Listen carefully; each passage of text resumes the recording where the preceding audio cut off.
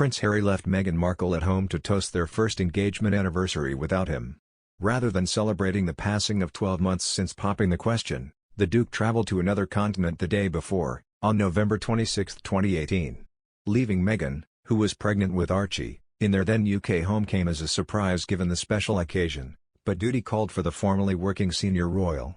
Kensington Palace announced a week before the milestone that Harry was to be sent packing to Zambia on a 2-day trip at the request of the Foreign Office. Meghan was believed to have stayed put on British soil as a result of even the smallest threat of Zika virus that was posed by travelling to Zambia.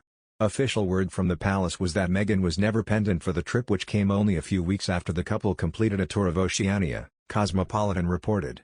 Insiders, however, suggested Zambia would have been another joint visit were it not for the Zika virus risk areas on the country's borders. The infection can have a major impact on pregnant women, with their babies often born with smaller heads than normal. An insider told, as far as those on the ground in Zambia were concerned, both Meghan and Harry were going. But Meghan is exhausted and, understandably, expressed serious concerns about traveling to a country with even the smallest Zika threat.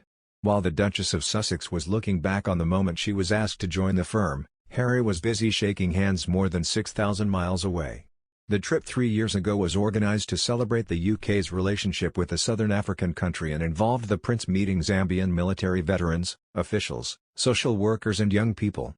Harry was given a warm welcome with traditional dancers performing on his arrival the day before his anniversary date, the Metro reported. Before returning home to Meghan and their son-to-be, Harry attended an event put on by the Queen's Commonwealth Trust, visited Circus Zambia, which helps young people with careers, and stopped at Technology and Innovation Centre, Bongo Hive. All the while Meghan reportedly had her mum, Doria Ragland, for company. With everything that has happened since, it is fair to presume royal duties are unlikely to split the couple on their 4th engagement anniversary. Another news, the BBC aired the first episode of a 2-part documentary titled The Princes and the Press last Monday despite criticism from the royal family about not being allowed to screen the film beforehand. The programme detailed the strained relationship between Prince Harry and Prince William and the British media. The host, Amol Rajan, stated, "One prince is choosing to play the game, the other is trying to change the rules of the game." Royal expert Camilla Tominey spoke about the arrangement on Royal Insights. Ms. Tominey said, "I think that both of the boys have always seen the press as a necessary evil. However, when we talk about playing games, we know that Harry was less comfortable with the arrangements than William was.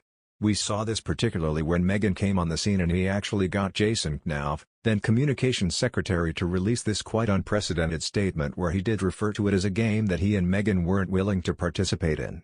So there's always been this degree to which Harry has rebelled against this idea of playing ball with the media. You scratch their backs, they'll scratch yours." She added, "Prince William has had angry encounters with the media in the past, complaining vociferously, for instance, when the younger Kate Middleton was besieged by paparazzi as she walked to her London home, so he's no fan of underhand tactics." Having said that, unlike Prince Harry, who tends to consume a lot of his news on his phone, and even once admitted to reading the comments beneath stories, William will read the newspapers in their kind of paper format and takes quite an interest in current and global affairs.